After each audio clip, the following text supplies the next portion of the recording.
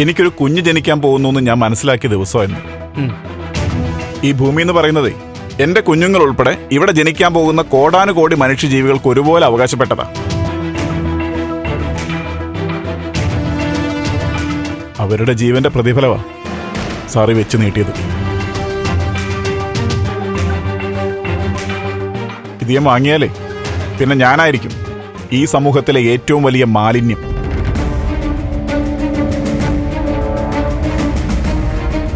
മാന്യനായി ജീവിച്ച് മാന്യനായി മരിക്കണമെന്നാ സാറേ ആഗ്രഹം. ഒരു വേസ്റ്റ് ആവാൻ താല്പര്യമില്ല.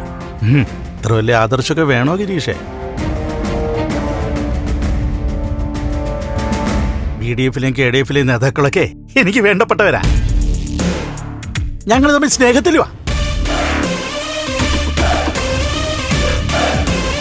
സ്നേഹത്തിന്റെ ഭാഷയിലാണ് ഇതുവരെ ഞാൻ ഗിരീഷിനോട് സംസാരിച്ചത്.